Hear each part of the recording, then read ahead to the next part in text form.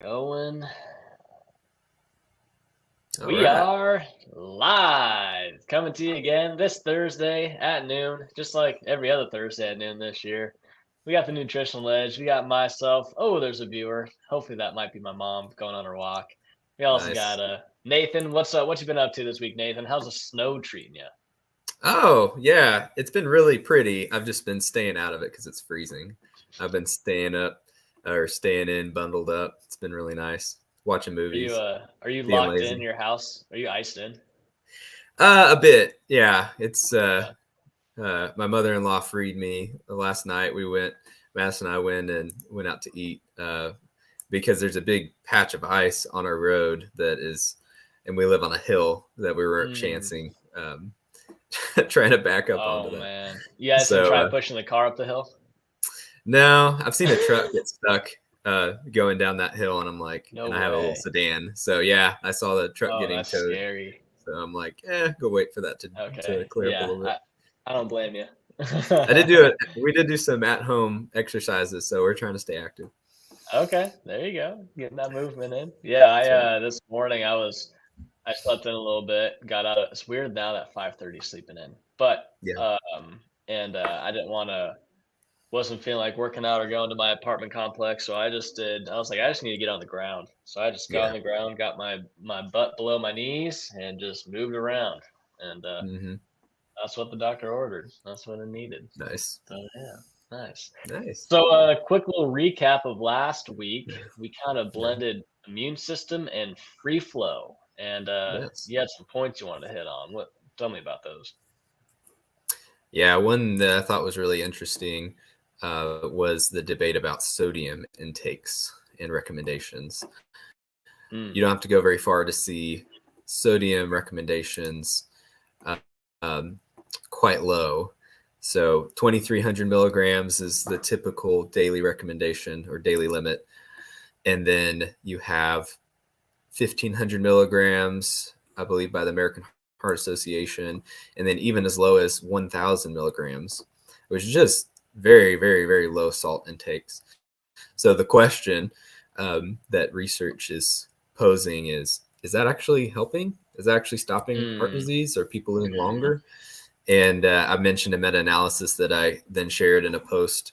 Um, and its conclusion is controversial, sure, because it kind of flies in the face of traditional recommendations. mm-hmm, And what it looked at was the the total amount of salt that the world's population is consuming is most people are in the range that is not associated with increased mortality. So mm-hmm. if an organization is going to come out and say eat way less than that, and there's no evidence for that, then that can be really restrictive on someone's diet. So Mm. Very nice. So how much salt are we supposed to eat? I think that's definitely personalized. I Yeah. think the individual person um, has to kind of figure that out on their own with their health professional. Um, I was going to pull up some information by this researcher um, who is Chris Masterjohn. He has a PhD in Mm, nutrition. mm, I've been influenced a lot by the research that he cites and a lot of the topics that he covers. And, again, every person needs to um, be talking with their doctor, dietitian, et cetera, chiropractor, their healthcare team. They need to have a good healthcare team, and then they need to be listening to them and figuring that out on their own. So some of these recommendations are more general, but he mm-hmm, says generally people could consume, he thinks, as much sodium as is tasty to them, as tastes good, if they could keep their potassium intakes high, or uh, really not high per se, just meeting their body's needs. And he says that obviously sodium is extremely easy to get in our diet because it's in a lot of processed foods, but it's mm. harder to get potassium because that's in a lot of nutrient dense plant foods like fruits and vegetables, and nobody's consuming enough of that. Right. So what do you So have any like dietitian secret hacks to make sure you're getting enough fruits and vegetables? What even is enough fruits and vegetables? Like I have a strawberry smoothie in the morning and I just had a nice big salad, but how do I know if that's enough? So I mean, most people are going to be needing at least 2 servings of fruit a day and 3 servings of Okay. vegetables. That'd be a good start. So it's not that hard to do. It's just we're not doing Mm, it. okay. It's not So like so impossible. like for example, my salad, I had spinach, I had bell peppers, I had sweet potatoes and purple sweet potatoes. Have you had those? Very nice. I have, yeah. Dude, they are like They're freaky. candy. Yeah, they're They're really good. legitimately like a grape skittle and like a caramel Swedish fish had a baby and it turned into a purple sweet potato and it is just delightful. Yeah. Um, And when you give up processed foods and candy and things like that, all of a sudden it's like natural foods like sweet potatoes start tasting really oh, good. dude, incredible. Okay, so I had spinach, sweet potatoes, bell peppers, tomatoes, olives, beans, um, cucumbers, and I think that's the veggies I had. So is that enough? I mean, I did like the standard serving for all of them. Is that enough for my day? Yeah. So raw vegetable serving is, you know, actually depends on what you look at, but raw vegetable servings is usually a cup, and Okay. cooked vegetables are half a cup as a serving. And then Okay. fruits, it just depends on the fruit. Most fruit serving would be 1 cup, um, Mm, but other ones that are more like higher sugar, like bananas, that'd be half a banana as a serving. Grapes, that's half a cup. But most fruits a cup. So a cup of berries, a cup of melon, 1 apple. That's not that hard to get 2 of those in a day if we intentionally right. try to, um, you know, fit those in.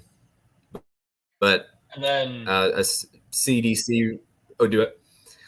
oh keep go CDC go flow. Yeah, CDC released a study that showed 9% of Americans were getting that much vegetables, and 12% of Americans were Wow. getting that much fruit. So it sounds easy, but nobody's doing it. 1 out of 10 people are getting enough fruits and vegetables. Isn't that Dang. sad? And so yeah, so what are the consequences of not having enough fruits and vegetables? Mm, It has to do with fiber, right? so many. Yeah, fiber. If we're not getting enough fiber, we're not feeding our gut, and especially our gut bacteria. So if our good probiotics, our gut bacteria is starving, then our immune system, circling back to the immune system, our immune system is going to be weaker. Our risk of several gut condition goes up: colorectal cancer, um, diverticulitis, and diverticulosis. Those condition risks go up. Our ability to digest and break down food goes down. Mm, So um, our okay. potassium So intake is going to be low, which means our blood pressure is up. And right, we're going to be forced to lower sodium if we don't do anything about our potassium, right. and especially if we're not addressing exercise, sleep, stress, our nervous system. If we're completely ignoring all those things, then yeah, the only other thing you can really do is eat super low sodium. Okay. So consequences of not having enough fruits or vegetables um is a big one was the microbiome. And you made a comment that if our healthy bacteria is not getting fed or nourished, then that's going to lead to a weaker immune system. How so? Yep. So that gets pretty complicated, but we have afferent and efferent signals in our vagus nerve. You You know have to all explain about that. those. Yeah. Absolutely. That's why I prefaced it with it gets complicated. And I don't know everything about the mechanisms. Certain things about nutrition I just know to be the case. And when you start to dive into why, you're like, oh my goodness, I've got to go circle back to biochemistry class again and refresh my memory. But you have the vagus nerve, which connects the brain to the gut. Yep. And the presence of good bacteria, probiotics, or bad bacteria, transmit signals from the gut to the brain. And there's 10 times as many signals going from the gut to the brain than vice versa.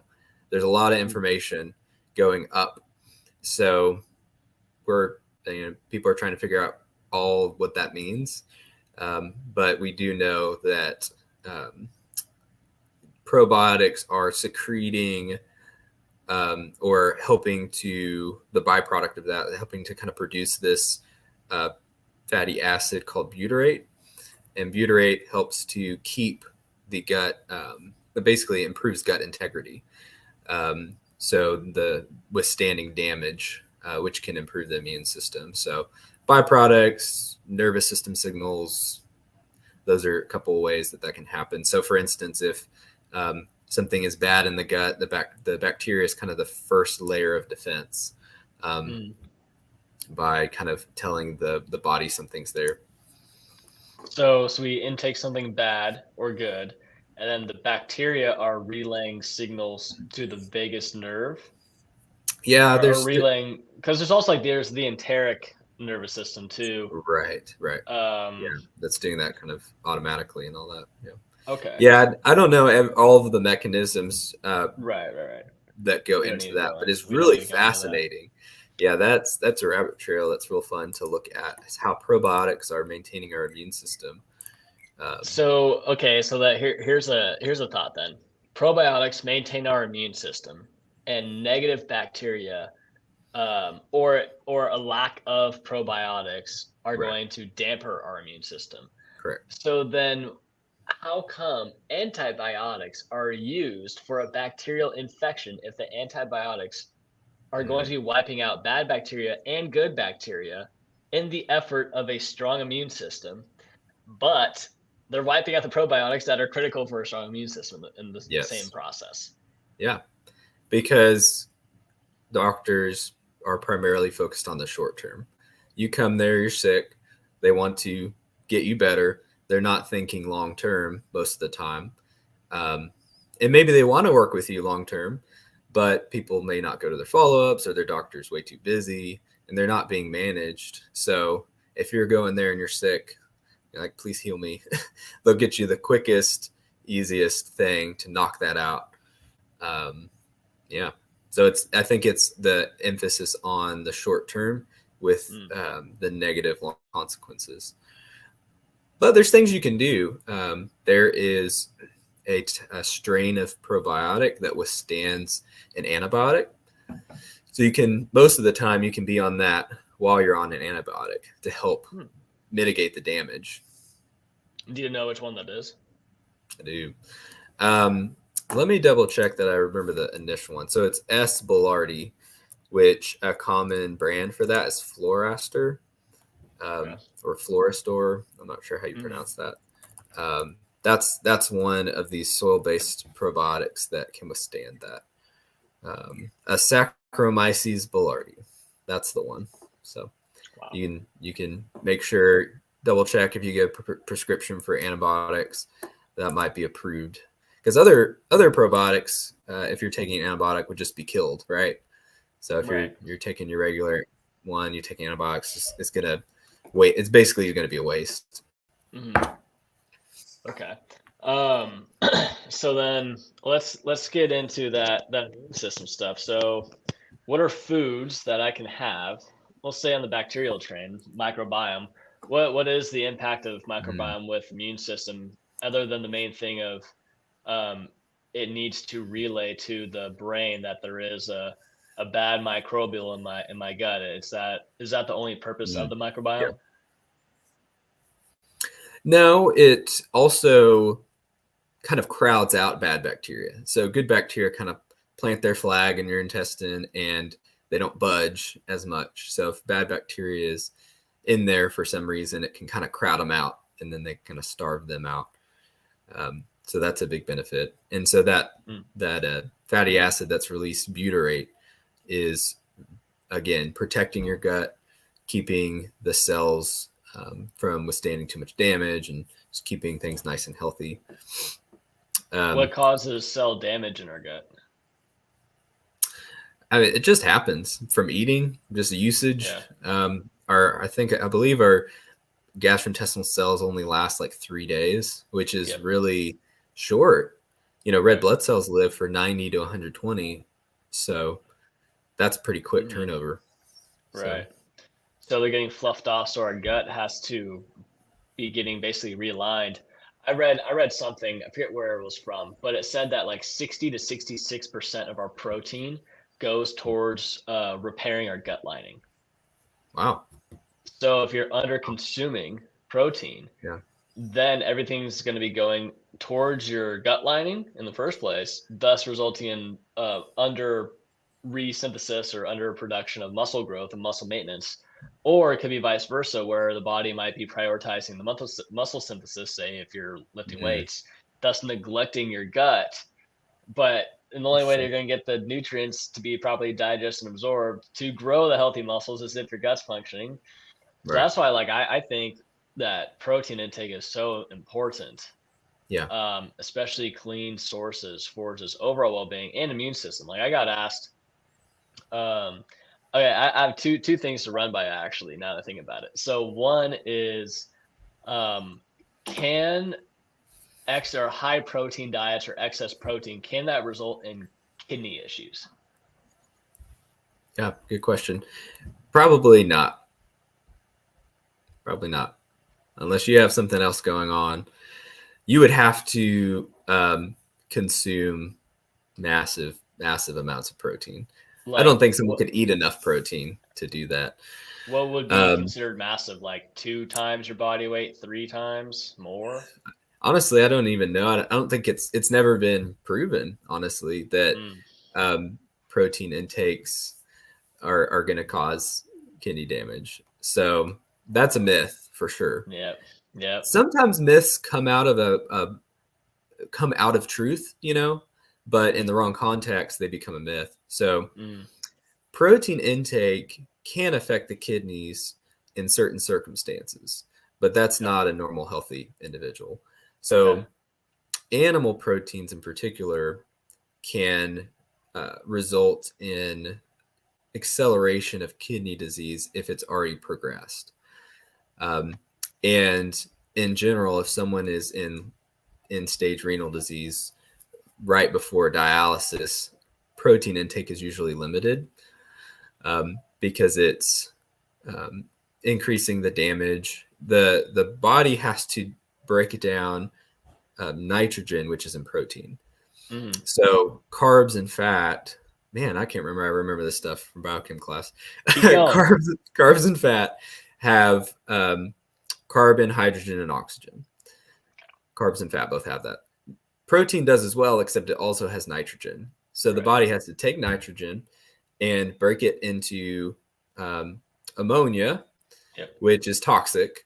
And then ammonia has to be converted to urea, and that's flushed out in urine.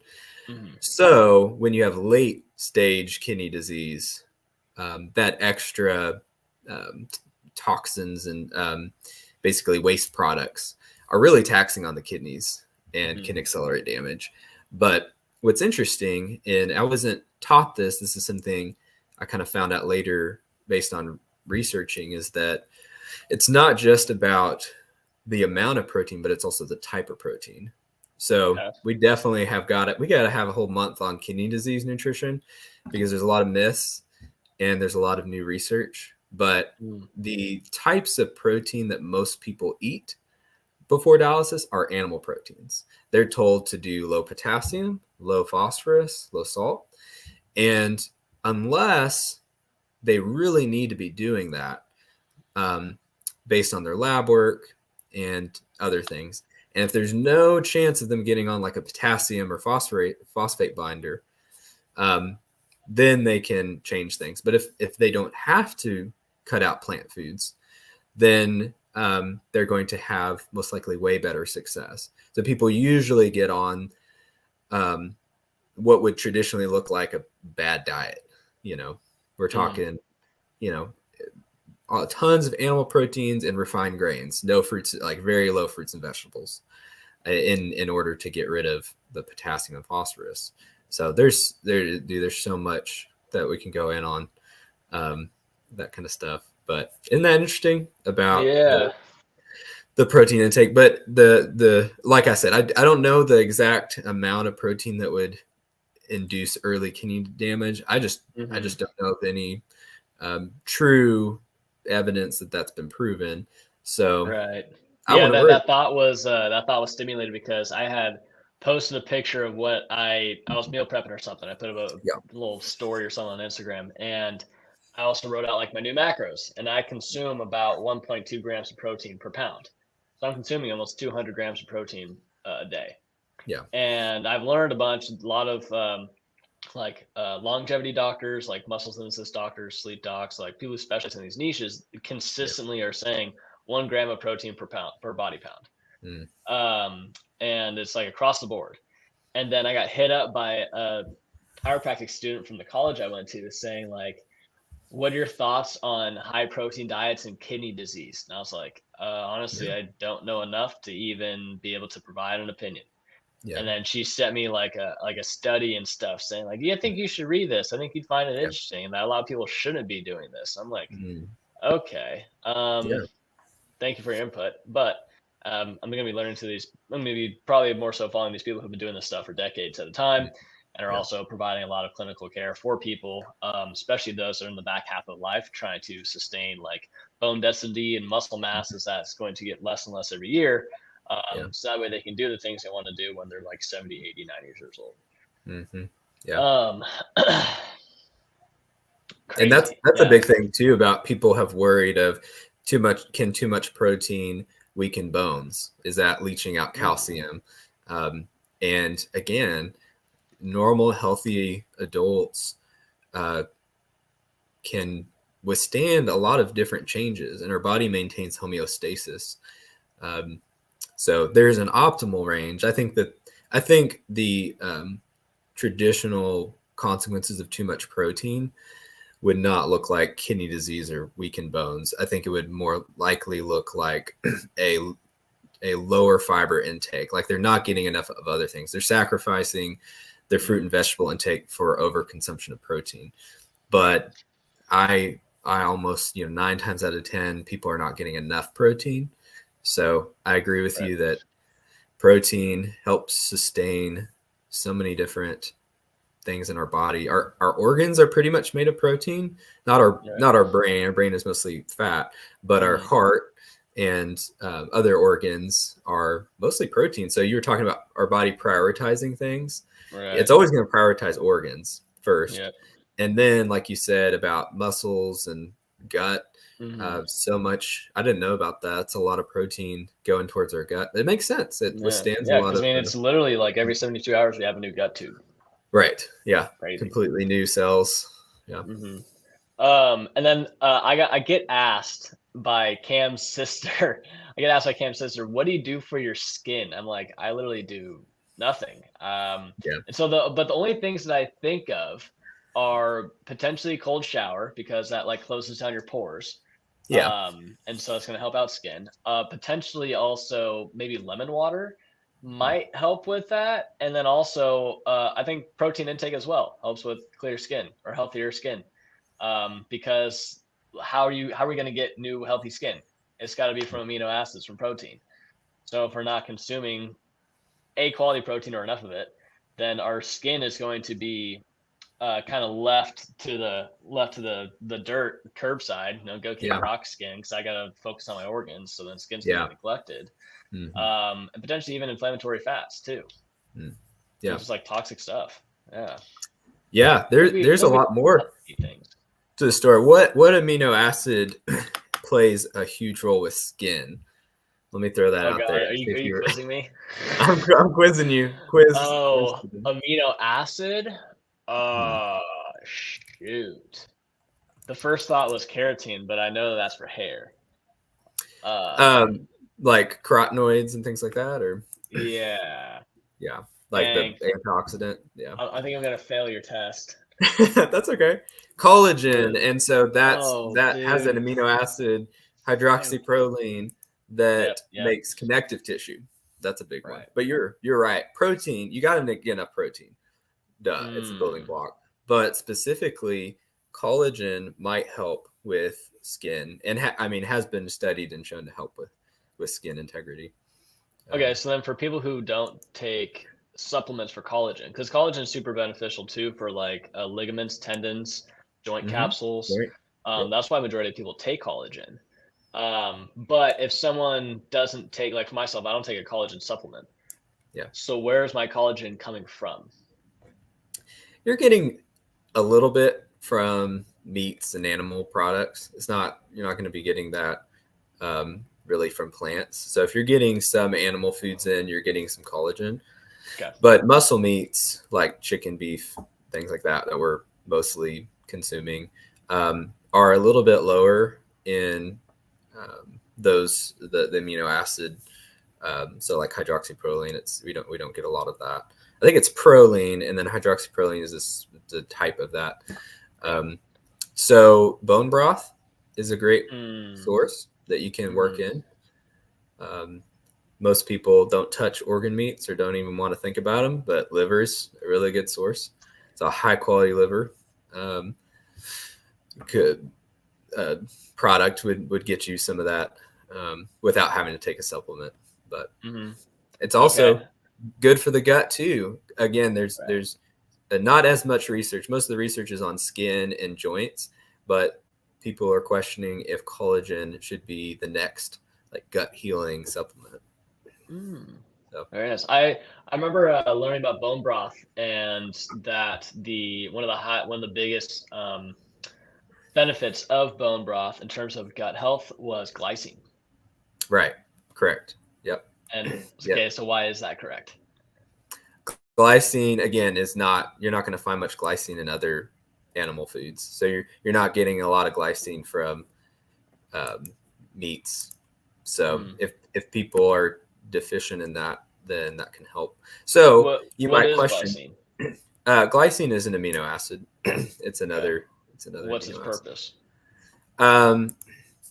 So all amino acids, protein is formed by amino acids, and certain proteins are the protein structure is dependent on which amino acids come together. So different amino acids come together to create different proteins, and proteins are everywhere in our body. Enzymes, all of our enzymes are protein. Hormones are almost exclusively protein. Muscles, organs, skin, hair. I mean, all of these things literally everything need different things. So if you're deficient in one of these amino acids, then there could be a breakdown somewhere. So again, coming back to why is someone's skin looking better when they're consuming more glycine? Why is their gut healing with more glycine? It's just that the body didn't have enough of it. So okay, I got a myth buster for you. Okay. But I do want to go through what foods for immune system ammo, what foods to eat. But I do want to ask this myth: does red meat causes heart issues? Myth or fact? Myth. Nice. You knew I was going to say that. That's not I was hoping you were going to say it. Which we got heart health month coming up next month. Okay. That's going to be fun. Right. That'd Next be month fun we're doing heart stuff. Cool. Dive in. Let's go. 1 in 3 Americans die from cardiovascular disease. So we got to talk about that. We got to figure out. 4 horsemen. Yeah. For sure. So, yeah. And oh man, palpitations, arrhythmias, AFib, irregular heartbeats, like sinus, basically SA node, vagus nerve, parasympathetic, sympathetic, like nervous system, food, heart health. Oh yeah, that's big flow. Cool, good stuff. Okay, why does red meat not cause heart issues, and why do people think that it does? Well, it doesn't, because there's studies to prove that. So again, the wonderful thing about studies is I save them, and and of course people are like, okay, where'd you get that? And so I can just give them the study and say, look, I'm just trying to interpret this study, and the conclusion says red meat is not causing cardiovascular disease. There you go. Why people do is because they've been told that for decades, that red meat causes heart disease. One of the reasons why people have the opinion that red meat causes heart disease is that LDL cholesterol people believe, and again, that's controversial, LDL causing heart disease. Saturated fat sources like red meat increase LDL and HDL cholesterol, but they're focusing on it's increasing LDL. So their conclusion is, since red meat has saturated fat, and since saturated fat can raise LDL, therefore it must cause heart disease. So what you can study instead, which have been done, is, well, let's double check. What about people consuming red meat and saturated fat? Let's just forget about LDL. Do people that consume a lot of saturated fat have heart disease? And that's been categorically proven false. Most people that consume higher amounts of saturated fat are not dying of heart disease earlier than someone that's not. So makes me think of foods that we contain that don't necessarily have LDL in its form of a bar, or in its form of cereal, or in its form of an IPA or a beer, but it's the conversion that happens in our body that results in it being LDL. And so we blame the thing that already has LDL in its non-eaten state, versus the thing that's going to get converted into it, which really is going to be processed foods, not natural, like sugars or factory made stuff. Like if I consumed 1,800 Twinkies, not all of them, majority of that is going to be converted into LDL. But we're not blaming the Twinkie, we're blaming the steak. And the steak is a bunch of nutrients, micronutrients, minerals. And, man, there's a lot to go in on. We keep blaming individual nutrients or foods for a bigger problem. Like you said, if we blame saturated fat, then why would we blame all of it? We're blaming everything. Dark chocolate has saturated fat. Every coconut product has saturated fat. Red meat, so like a steak, has saturated olive oil fat. Saturated? No, it's mostly unsaturated. But salmon has saturated fat. It's mostly unsaturated, but it's got saturated fat. Avocados contain saturated fat. They have both, but a lot of sources that have fats, a lot of unsaturated fat sources also have saturated fat. So if you're telling someone to go low saturated fat, you're cutting out steak, you're cutting out, you'd have to take a look at the avocado and the salmon. Chicken has some saturated fat. No dark chocolate. What kind of diet is that? Obviously you're depleting it. You're cutting back on nutritious foods for not enough evidence. And now I start to think about saturated fat, unsaturated fat, trans fat. Very, very quickly. Which one is the enemy? Yeah. Trans fat, which has thankfully been mostly eradicated from our food supply. 2021, the FDA said no more trans fats above 0.5 grams a serving. So there's some residual trans fat, and some foods naturally occur and have that. But you're not see as much trans fat, thankfully. That's the enemy. And then we should talk about next time for sure. We're about to talk about oils. Oils that have terrible oxidative stability, like canola oil, is something, and it's not about the level of unsaturated to saturated. It's about the oil itself and how processed. Doesn't it also have to do with the temperature? Well, the smoke point is not a good or marker of whether something is healthy or not. If a oil goes above its smoke point, you shouldn't consume it. Like if it starts smoking, it's inflammatory. But as long as it doesn't reach the smoke point threshold, then you need to investigate, can it withstand heat without producing oxidative free radicals. And so that's called oxidative stability.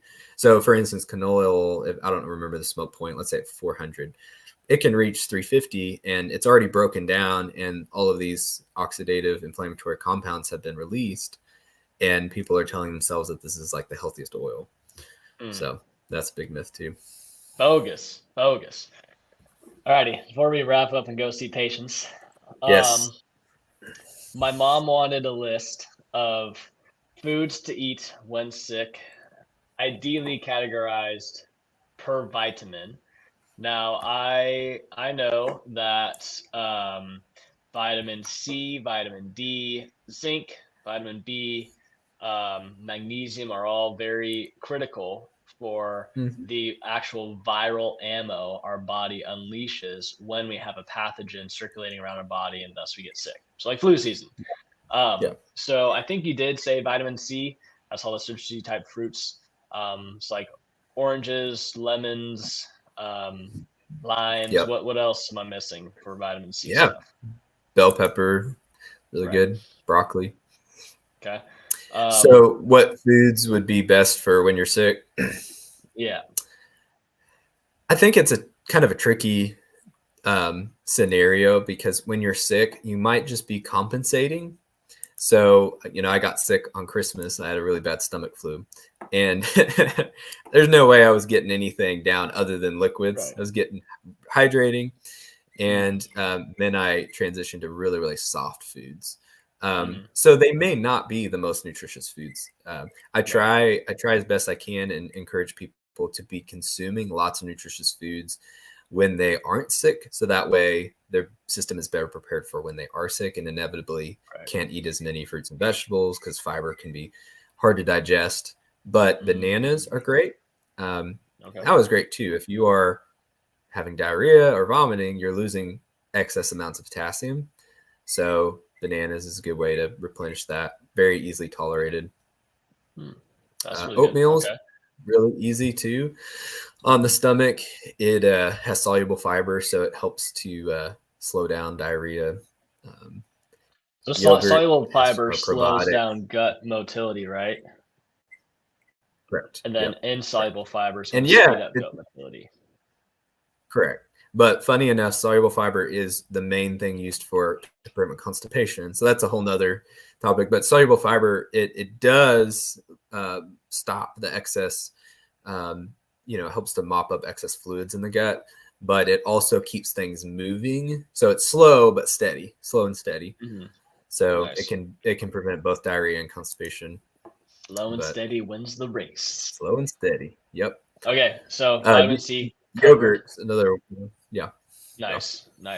So vitamin C, oranges, limes, lemons, bell peppers, broccoli, also bananas are good if you're vomiting or have diarrhea. What about zinc? What foods are good in zinc? Really, one of the best foods is beef, and that's not usually super well tolerated when you're sick. So that's where a good zinc source. There are zinc lozenges, which are kind of nice and soothing.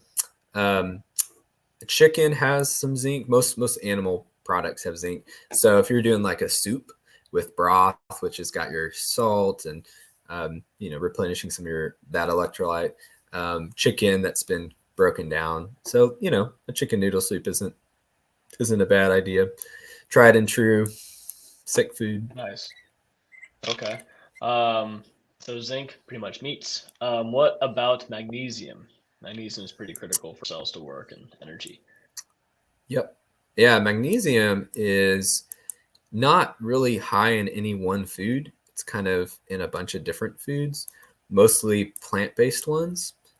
So peanut butter, like a good natural peanut butter, not for you, but for our non-peanut allergy people, that's not a bad one. Because that's, again, pretty well tolerated. So natural peanut butter won't have added sugar. It's just going to be blended up peanuts and salt. Is it the nuts that have the magnesium? Yep. Peanuts have magnesium. Coconut water, I know that has good potassium amounts. Avocado is one that would be a great addition. It has potassium and magnesium. Yeah, you're just trying to get as much variety as you can. So not just consuming like chicken noodle soup and Sprite every single day. Like try to switch it up a little bit if you can. But. Totally. And then what about vitamin D and vitamin B? Last two. Yeah, salmon is, again, pretty well tolerated if you're sick and if you can transition back to more regular foods. Salmon is not too hard on the stomach, and that's a good source of omega-3s and vitamin D. Honestly, since most of vitamin D is coming from the sun, we all really need to be thinking about our vitamin D levels and having that checked when we go to the doctor. That's a good one to keep an eye on, and that might be one that you just need to supplement with if you're not able to get, or if you have a salmon allergy. There you go. Can't get vitamin D from salmon. So yeah, vitamin D is really kind of limited in food. There's not that many. Egg yolks have vitamin D, and then some dairy or non-dairy alternative products are fortified. So like milk and cheese have a little bit of vitamin D, or soy milk and almond milk. Got it. Cool. Good stuff. Well, there it is. That's what we need to be munching. We're designed. We're supposed to get out in the sun. Oh yeah, we are not meant to be under a roof or staring at a screen. Big facts. Takeaways. Takeaways before we wrap up. What's your top one? One takeaway. That's what I've been doing. It's been staring at screens and being inside. Staring at screens. Big takeaway. Ooh. Yeah, definitely got cut down on the screens. It's a good reminder, of course. I really liked your statement about protein being used for gut repair, and just a reminder that yet another reason to get enough protein. Nice. Good takeaway. Nice. I think mine probably the reminder of microbiome and its importance in immune system, and how antibiotics wreck our microbiome in the attempt to help our immune system. That seems like another just bust. Just once again, the some aspects of that model don't have your best interest in mind, and also how you were saying like a lot of docs are just prioritizing the quick fix and the clear out symptoms, but that doesn't actually result in physiologic healing. Right. Yeah. There it is. That's Alrighty. That's good. Yeah, that's sweet. Well, that was fun. That was a good flow. I like heart health for February. That'll be cool. And I'm assuming that the one viewer that's left is my mom. So what's up, Mom? I hope you're enjoying your walk, and I hope it's sunny out there in Pleasant Hill, California. Lucky without they don't have any snow going on, do they? Nah, dude, it's like mid-50s touching 60 out there. Oh, man. Yeah. Yep, that's ideal. Well, until next time, Nutritional Edge, that was part 3. Doing it. Yeah. Good stuff. 3. All righty. Take care, folks. Thank you for tuning in.